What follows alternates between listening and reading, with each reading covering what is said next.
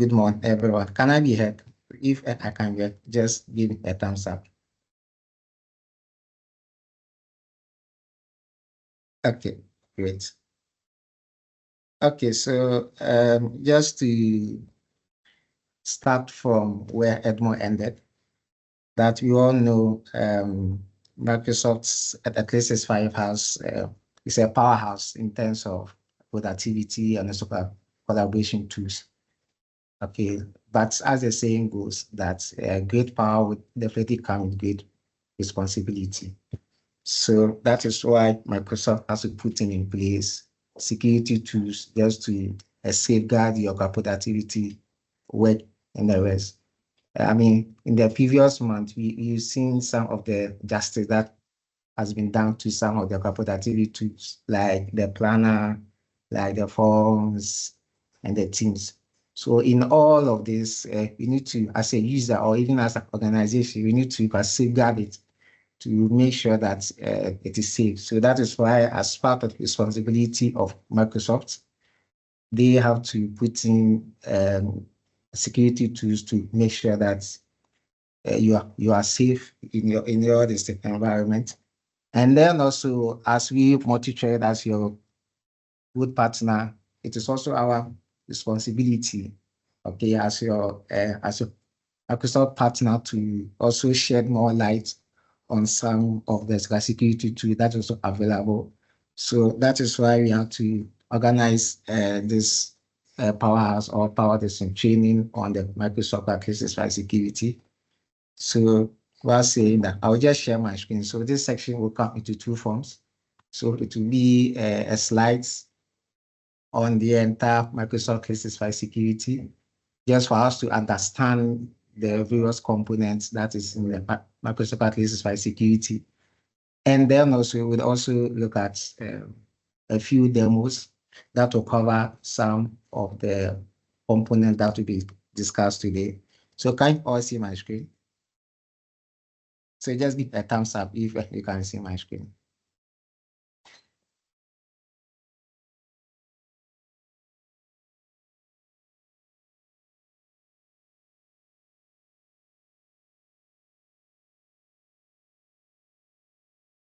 Okay, so good. All right, so you look at a few slides on the Microsoft 365 security on a whole. Let's see our agenda for today. So we will discuss the Microsoft 365 security. Then we'll also discuss the components or the makeup of the Microsoft 365 security. When we talk about security on the Microsoft 365, it contains certain components that make up the security. We would also look at those components, and then also we will look at the various thematic areas and also features of the security platform, and then we'll also look at a demo, and then we'll open the floor for Q&A section. Okay, so Microsoft 365 security product suite. We know that security cannot be implemented in isolation. So in every organization that implement a security, you need to make sure that you implement security in line with your standard compliance. So that is why, as part of the security product suite that is in Microsoft 365, so we have the security aspect, and then also we have a compliance aspect. So in security, one of the products that we have in Microsoft 365 is the Defender for Cloud Apps. So that product helps you discover applications that are being used by users in your organization.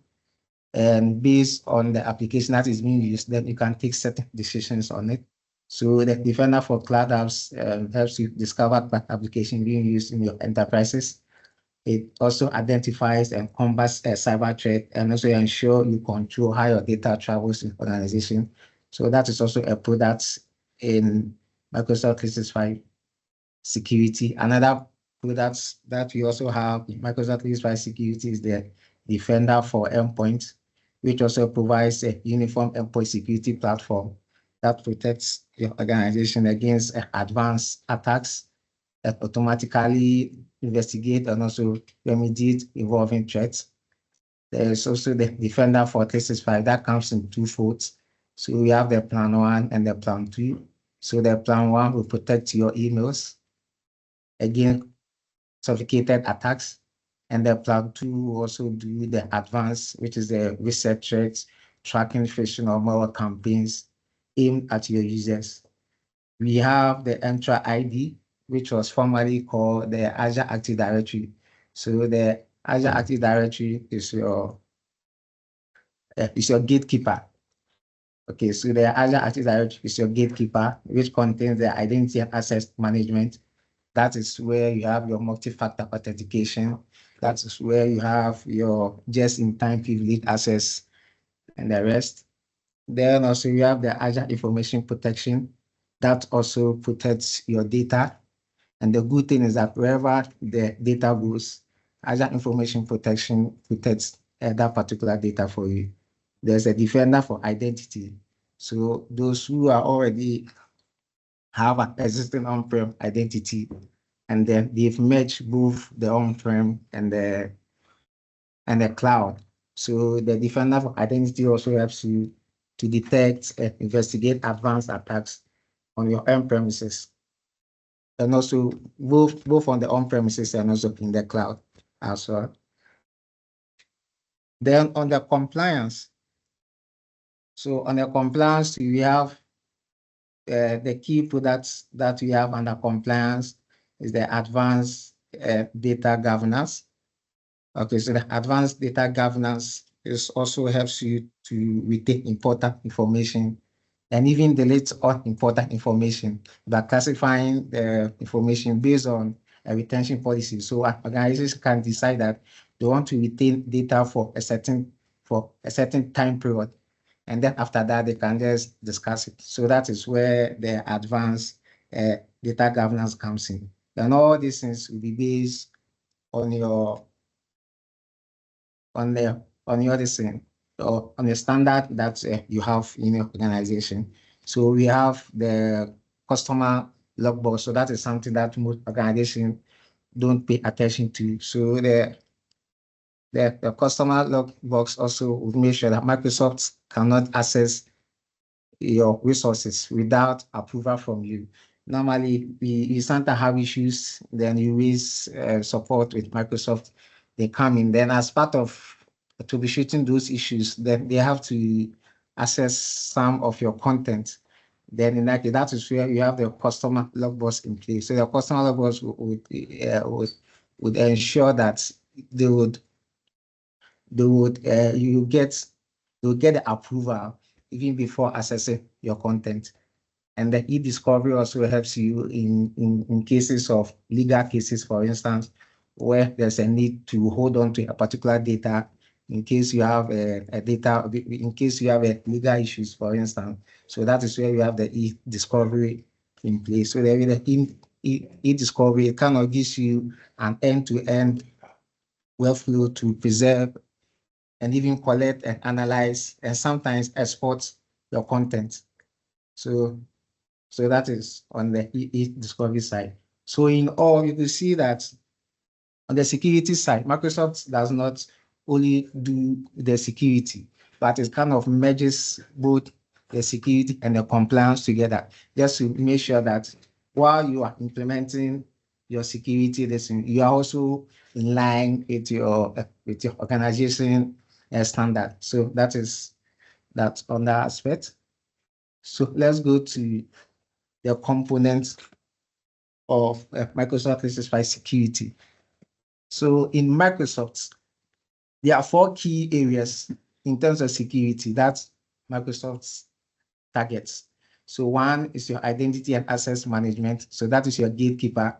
So if every staff, so if let's say you employ every staff, then that means that you need to give someone a key card so that they'll be able to access the offices and the rest. So that is why we have the identity and access management.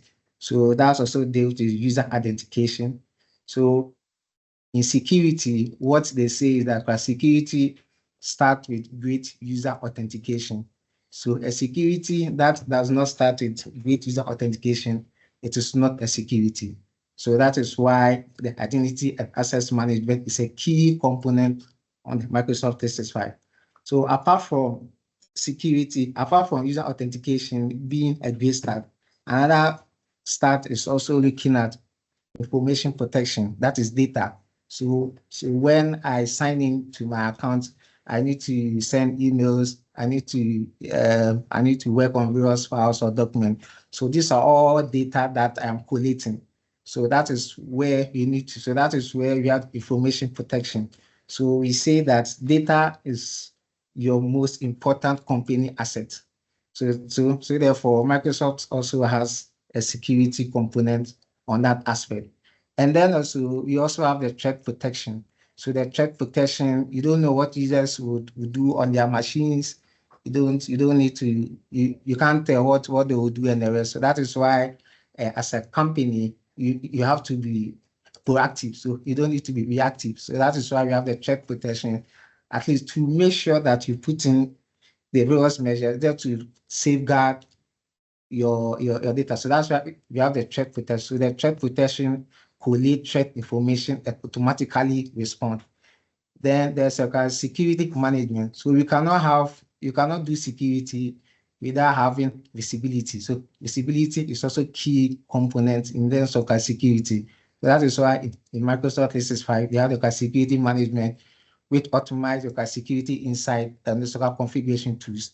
Now let's delve into it more. So you could see that identity and access management, also the key purpose is to secure identities to reach zero trust, as it has been said already by Edmond.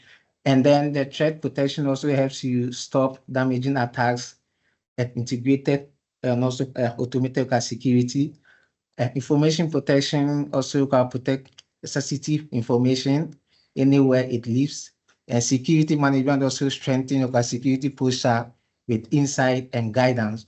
So these four components comes together to give you a holistic security across the data landscape.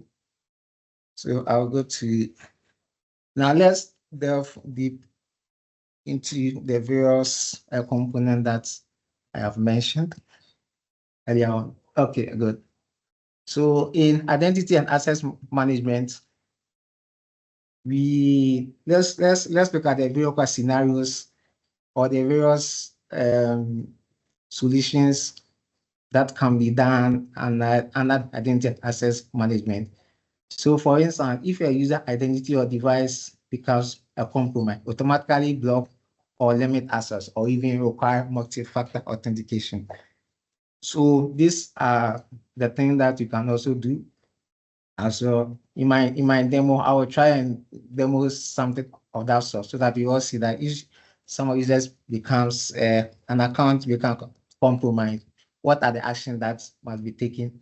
Also, alert me when a user credentials is out for sale on the dark web, for instance. So that is also something that can be done with the identity access management.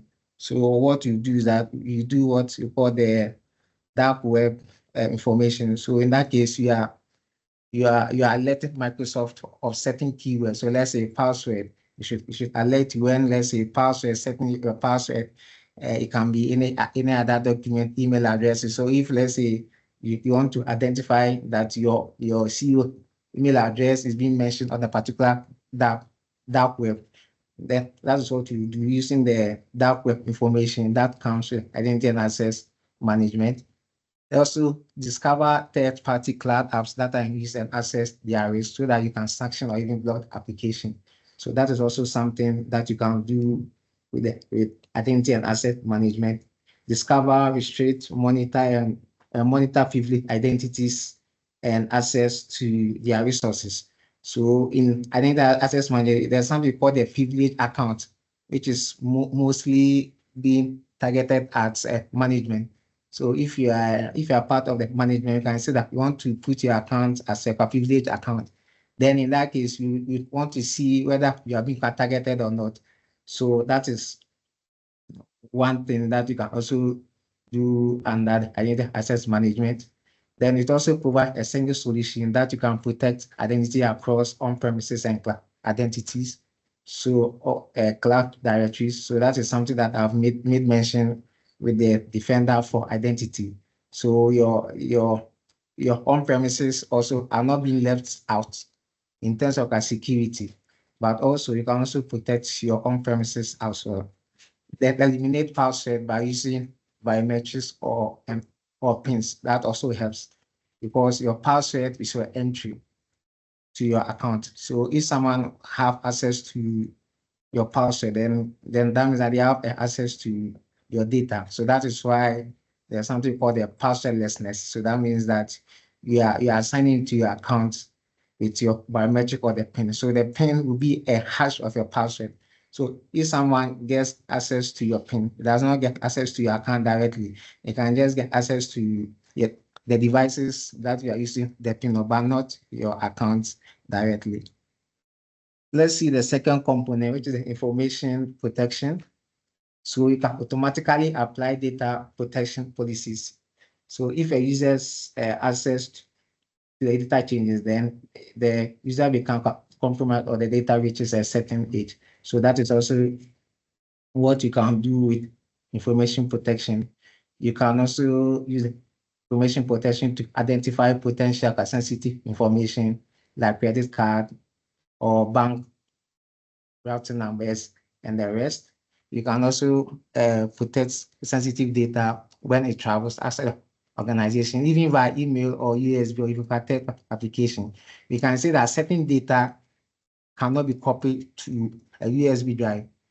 And based on that information, then whenever you try to copy that data onto a pen drive, it will not go through. So you can also scan your on-premises data using information protection.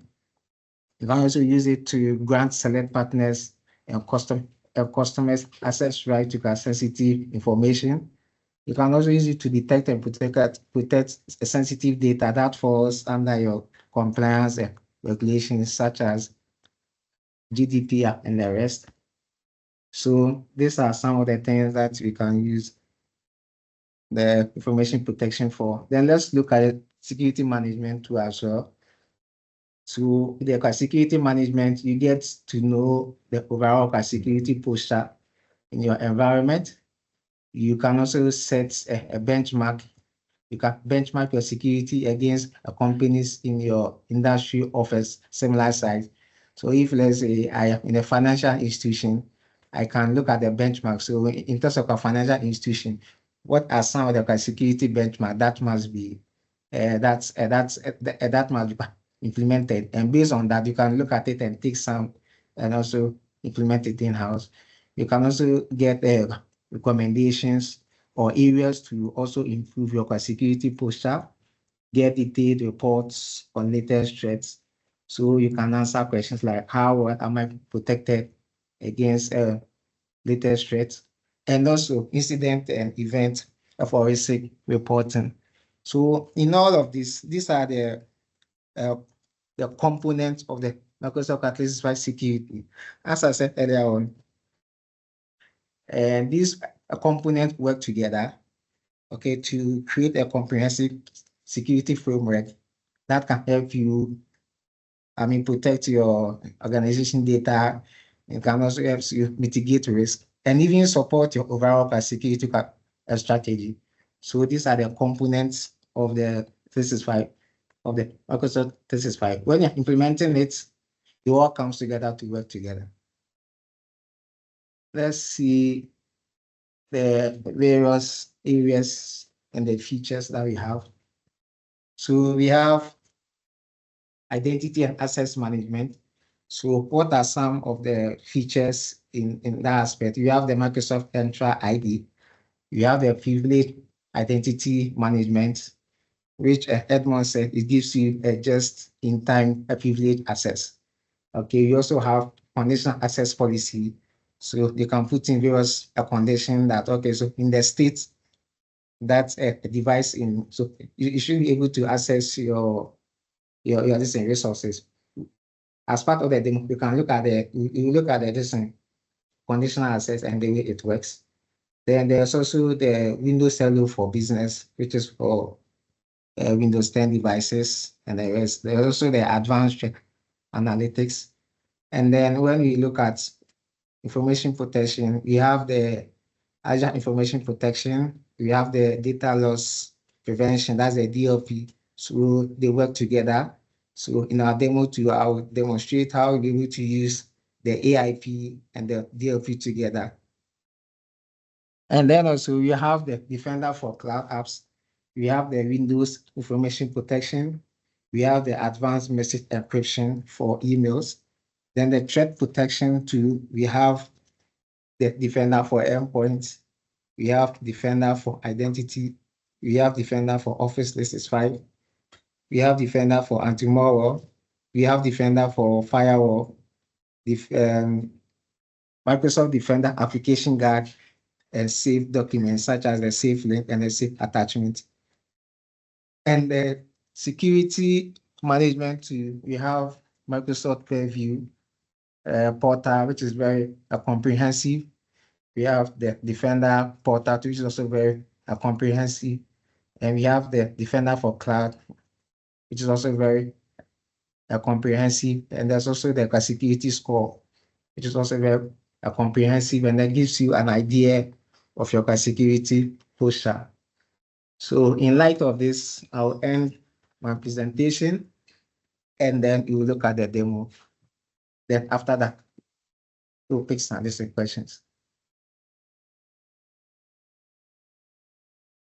Okay, so the first demo that we look at is premises on an information that I received. Okay, so I received an information, a threat information.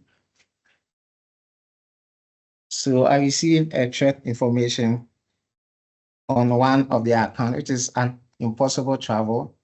So my account normally signs in from Ghana. Then within the next minute, it detects that my account has been signed in from an unknown location. So that is what we call the impossible travel. So let me show you that alerts I received. Okay, good. Okay, so this is what you are seeing is your security management in place. Okay, so I'll come back to this. I just want to give you a premise of my first demo.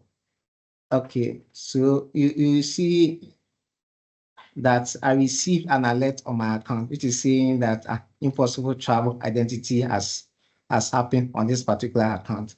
So based on that, so I use this information that I've received to therefore to set up a conditional access policy to block signing from an unknown location.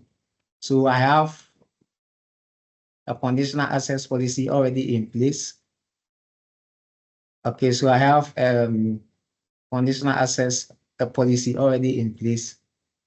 So if I sign into my account, so let me sign into my account here, then I'll just show you. So I will sign into the account here. So this account is directly for the location is in Ghana here.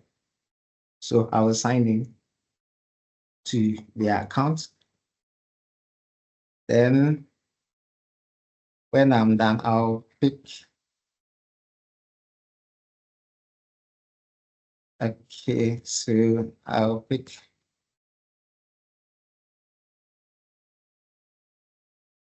Okay, good. So you see that your account is at risk. Okay, so why is the account at risk? Because the account has already been signed in with an unknown location. So therefore the account is at risk. Now, in my previous in my presentation, when you're looking at the identity and access management, we saw something like identify risky user. Okay, so to change password, so I have to authenticate on my phone. So I'll authenticate on my phone. Okay. Then after that, it will trigger me to change my password. I will do that. Good. So you see that because I've used the account to sign in from an unknown location, which is not recognized. So it is asking me to change my password. Okay. So these are policies that we have in place. So I will change it. Then I should be able to sign into my account. Okay. So now, so I should be able to sign into my account. So I'll close my browser. Then I'm signing in. Then I will sign in to my account from a location which is not in Ghana here. Let me pick the location. Yeah, this guy here. Okay, so this is an Azure VM, which is not seated in Ghana direct, but it is sitting in another location. So let me just sign into the account also here to see what will happen. Okay, so okay, let me sign into the account and see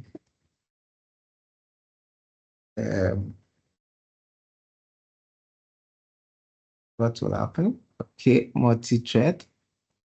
Good. All right. Good. So I'm signing in. Okay.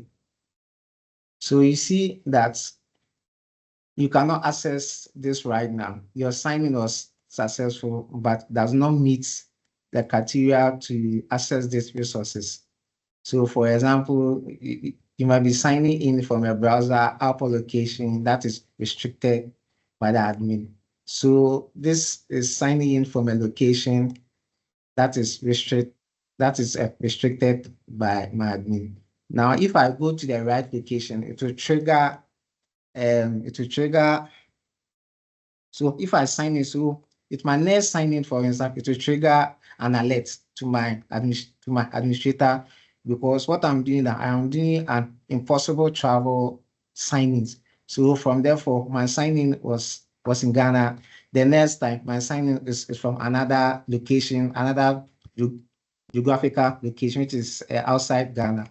So that is an impossible travel signing that I am doing.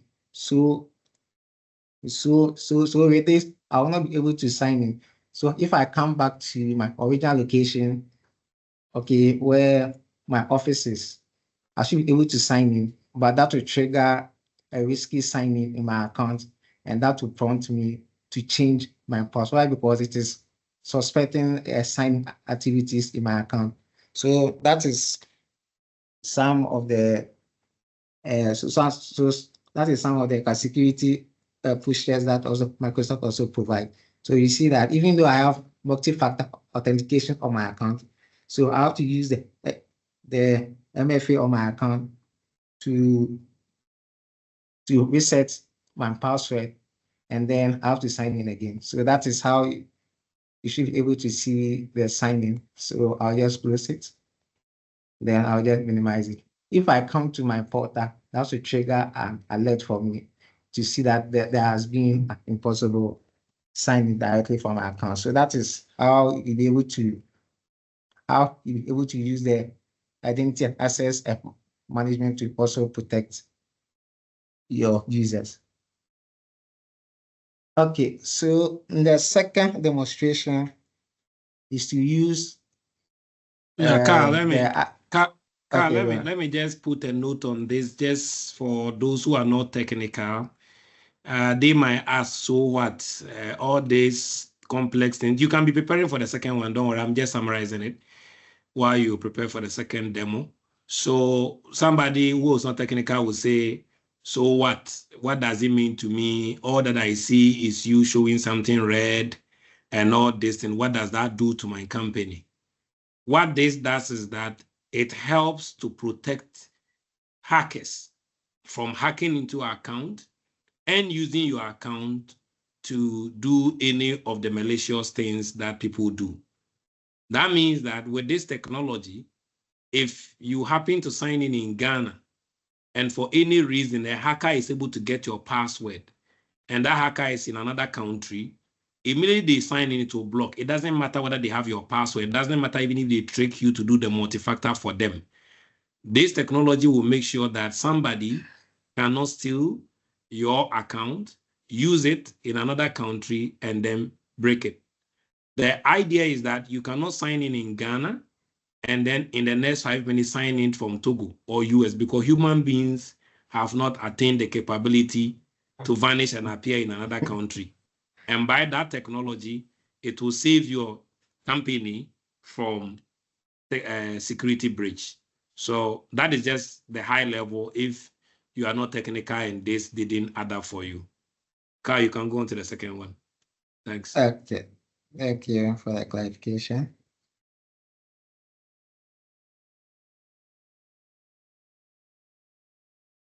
Okay, so the second demo is to use the AIP, that's the Agent Information Protection, and the DLP to protect sensitive data. Okay, we made mention that you can use the AIP to protect sensitive data. And then also, you can also use the DLP to also protect either additional or let's say accidental leaks, for instance. So maybe some may be accidental, some may also be also intentional. So don't want to intentionally leak data out. Okay, so you look at how you're able to use that. So I'll pick a Word document, for instance. So I'll pick a Word document. Let me open a Word application. Okay. So let me just create a document. All right. So let me just create it. A document. Okay. So let's say this is a sensitive information that I have in place. Okay. So immediately I click on save. So you can see that my save button is grayed out. So meaning that every document we create should be classified just to protect your data. Okay, so that means that I am forced to classify my data.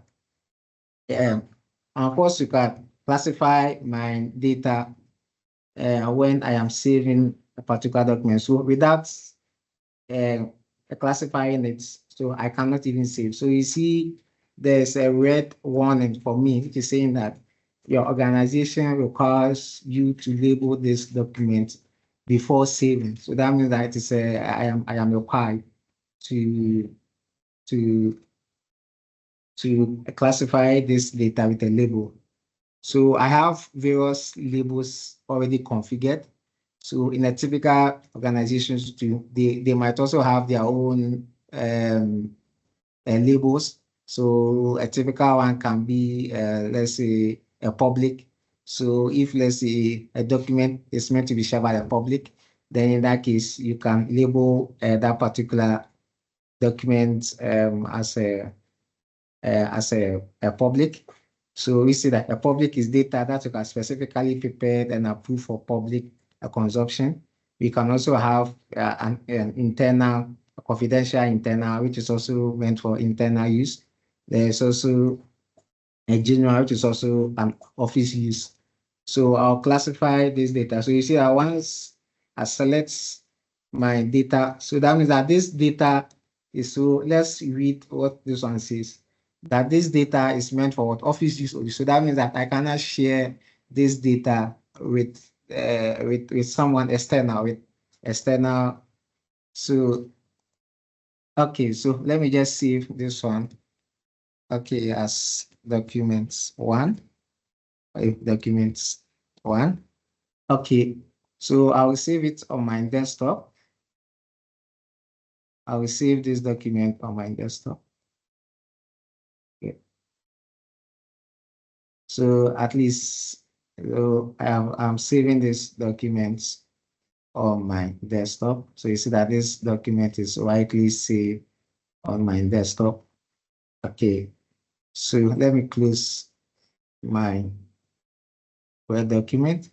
At least I have my document here, which is already saved on my desktop.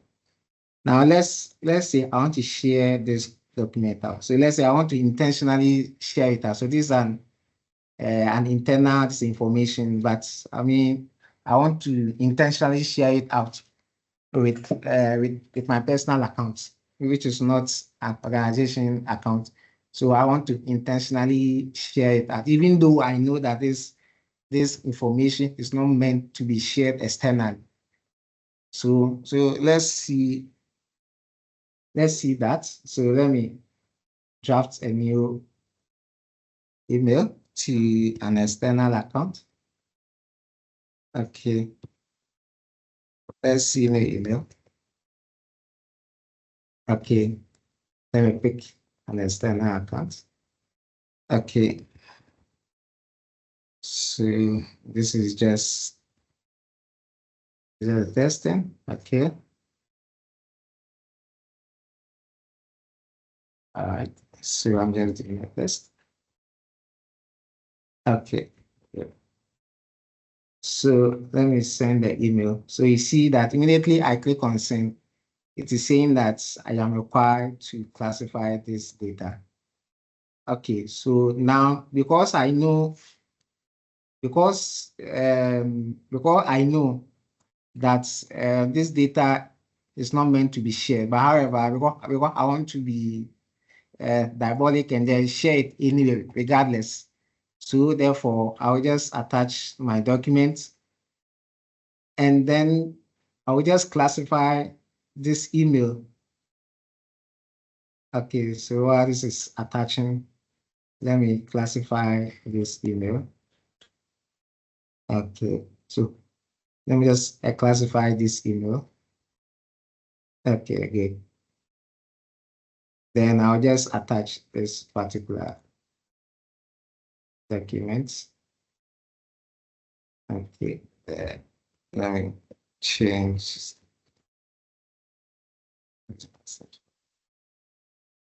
Okay, let me see. Okay.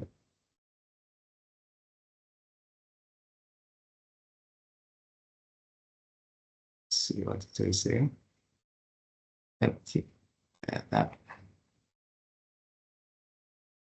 So let me just change the password.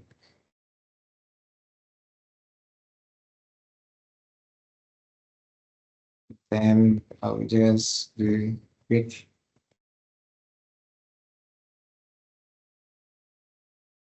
Just change the password. Okay, there.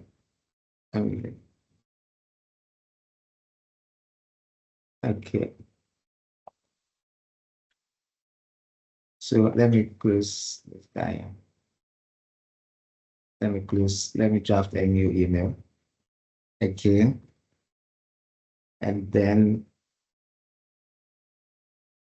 let me just draft it. Okay. Good. So you see that immediately I click on, you see that I get a prompt saying that please classify the email with a sensitivity label. So I do send, so that will not go through. So as I said, I want to attach this document and then I'll just, okay, see my OneDrive.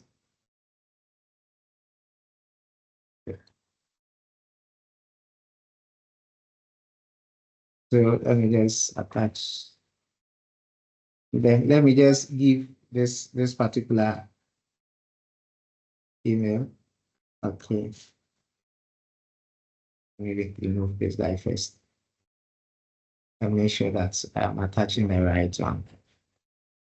I'm attach from the PC. Go to my desktop. Go to my documents and then insert. Look. Okay. Now let me share. Okay. So you see that I get a prompt. It's saying that this email contains information intended for MICT use only. So even though I classify my email as a public, so that means that I can send it regardless. But because the document that I've attached to the email contains information that is not meant to be sent to external, that means that the email will not be sent. So unless I remove the attachment from the email before it will go through. So this is how we are using information protection, one, to protect classified information. And also, you are also using DLP to also prevent data leakages. For now, the data leakages have become very critical now. So you see a document we created that to be leaked. So you see that we've used the AIP to one, protect the information, and then also I'm also using the DLP to also prevent data leakages. Okay, so okay, so let's look at one. Let's look at the threat protection as well. So with the threat protection, I'm going to create a file directly. So I'll just create a file. I'll just create a file here. Okay, so I'll just let me create a file with anti-malware in it, and then let me open my notepad. Let me open notepad. Okay, I think I should have notepads open. Documents. I should have notepad open. Yeah. Okay, so then go to downloads of documents. Okay. So let me open the notepad. And so as we said, so we've seen the identity, we've seen identity and access management, how we were able to protect the identity of the users. And then also we've also seen information protection on how it is also protecting how it's also protecting our information, and also how it's also a protected information, and also using the DLP to also prevent data leakages. So let me open my notepad. Notepad should be here. Notepad, where's notepad? Okay. Okay, let me open this one. Open this one in notepad just to get notepad. Okay, good. Okay, so let me just so what I've come to do is to stimulate a more. So we made mention that threat protection protects the various devices and the rest. So the reason why I'm simulating the malware is that just to make sure that the Microsoft Defender antivirus is enough for your device. So if you have the Microsoft Defender for as your main security on your devices, that should be enough. There's no need for a third-party antivirus solution. So let me just simulate a malware. Then at least let me save the file to my downloads. And then let me just do a simulate. Okay, then I do a save. Then I just close it. Okay, so you see that once I saved it, automatically my Microsoft Defender antivirus found it and then it deleted it. So let me go to a download to see. So you see that once I do a refresh, so you see that it found a threat here and then it deleted it. And now because because the defender for antivirus also communicates with my defender for endpoint portal. So if I go to my defender for endpoint portal, you will see that I will see the alert that has been triggered on my defender for endpoint portal. So you see that the file that I created, the antimalware file I created, the Microsoft Defender antivirus found it and deleted it. So, which means that I can use the Microsoft Defender antivirus as a key antivirus solution on my desktop without needing any third-party antivirus solution. Okay. Thank you very much, Carl. I think it's been very insightful, especially with the demos. So we actually did this security training for the Bankers College, and it was a full week back to back, a full day, full week.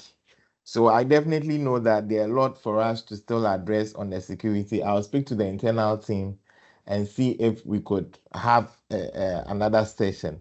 But what I want us to get from this whole demonstration is the fact that Microsoft has built one single security pane architecture to make sure that there's intelligence across board, and each of those silo solutions or security technologies speak to each other.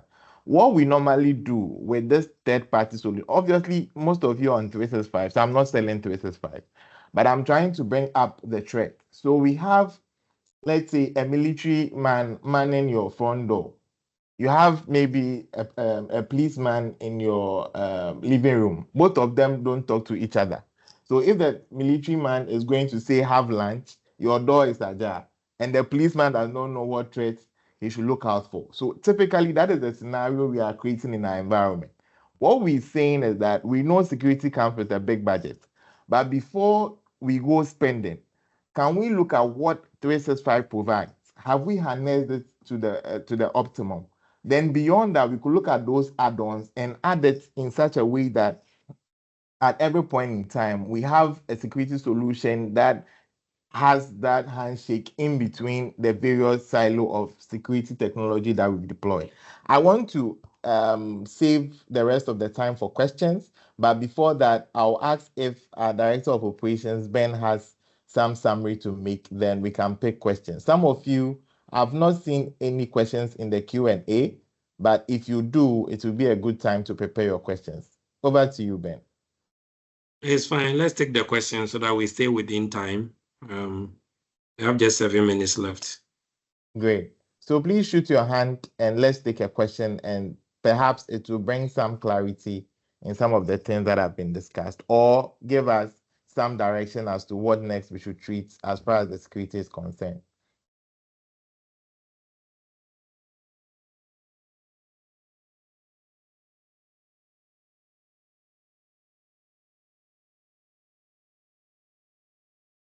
Alfred, please go ahead.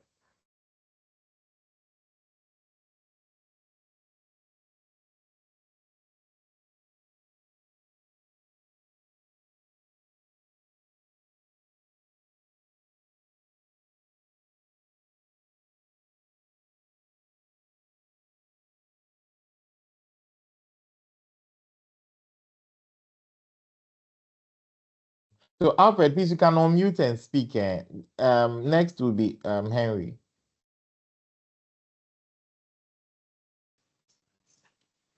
Hello. Yes, sir. Yeah. My question is that if I'm an like my organization want to enroll on the 365, what are the costs involved? Okay, thank you very much, Alfred. We don't want to have commercial conversation here, strictly on technology. I'll have Nora send you a direct message, then we'll take it up from there. Thank you so much. Henry, please, if you have the floor. Yeah, so I'm quite enthused about the demo he did, especially on the data leakage prevention. My question is, are the creators of the document the same people tagging them as public, private, etc.? That's my question. Because if they are, the tendency of them having to, reclassify them, I mean, is high because you want to share it. They can go back and reclassify, from private to public and probably share. So I'm a bit confused there. If you guys can come again. Yeah, so Great. let me help you with that. When it comes to technology or implementation of any concept, there are three legs: the people, the process, and technology. There's a people, there's a process, there's a technology, and the people and the process is governed by policy. Now, purely speaking, technologically, it is possible to do automatic classification. That feature is there. Because of the demo, that's why you did the manual one. So purely speaking, and the technology can be configured to say that when you see a certain word, a certain pattern, a certain keyword, and that thing automatically classify it, then it has nothing to do with the person. So it can be done. However, to attain that, you need to put the right policy there to make sure that it does not lock out people who need access in order to be able to do it. So the technology alone can do it. But the other side is you can also have a policy that says that within the organization, it is a responsibility for every human being to classify a document. And you must make a conscious effort to do it. You can see that the technology was preventing the saving without the classification. So if you don't classify, you can't save. So then the human being needs to now make a conscious effort to classify the document correctly if you go by the manual. Most organizations start with the manual because it is not very complex. But to answer you purely technologically, it is possible to do it so that it does automatic classification. But what I want everybody to know, because a common thing for people to assume, and it's a common thing in our country, that anytime a technology is being implemented, they assume the technology should do everything.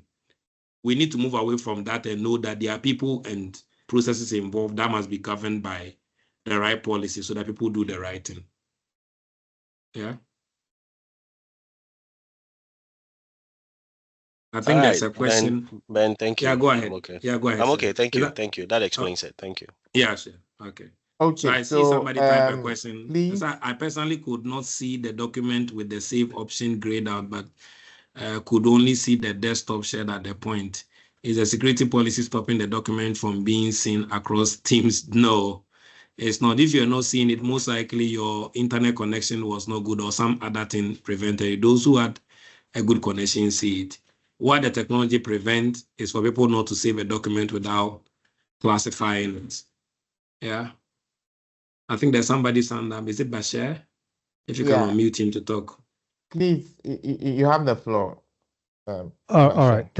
All right. Thanks a lot. Thanks a lot for the beautiful presentation. I think it gives quite a lot of insight. My questions are completely focused on the prevention part of it. So let's say there is a threat. There's maybe on the alert management, I receive a threat. So how far back can I trace the source of the problem? So let's say I have someone logging into my account and everything else, and then I realize someone else is trying to do it. How far back can I trace where that problem is coming from? Who is this person? How far can I go? That's the first thing. Using the available resources, of course, not just having a third party, kind of system in place.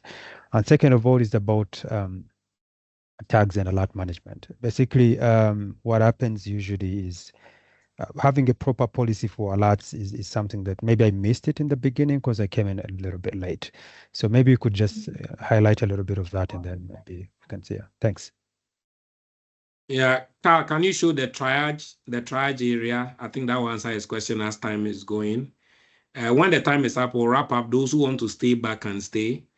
So, Bashir, so what happens is that when the incident happens, so long as you have enabled the feature, right from the start that it collects all the data. And that's the incident page you show. Maybe Carl used some 30 seconds to clarify that. So you can actually triage it, see where it started, where it went, who started it, and all that, and then relate it. Maybe Carl explain in a minute, then we can see if we can answer the question. Yes. So as Ben was saying, so with what I demoed initially on the so I think let me pick one with the multi-stage so that you get to know where the attack was coming from. Okay, so let me look at where that attack is coming from. Let me do a search for, let's say, execution or something.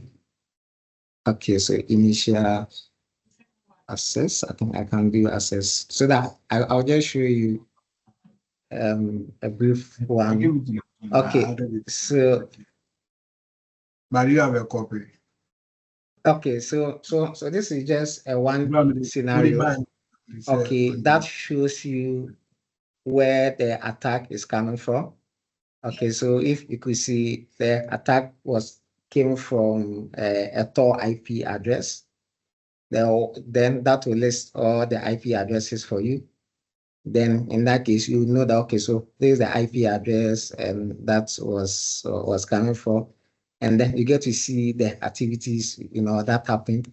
So whether the logon was this successful or not.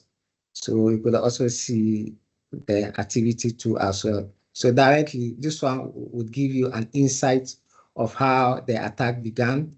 You can drill down on the particular IP address, for instance, and get to see the details of it, and just narrow down to see the country. So if I pick this particular IP address, I get to know that this particular IP was coming from this particular country and the rest. And then I also get to see the client that was trying to sign into the account as well. So basically, you are able to drill down. And then the incident also gives you, a whole also currently what you are seeing is a 6-month data. That if you want to go way back into a 6 month to see the alert that has happened during that period, you can also see that and even drill down to it. Thank you.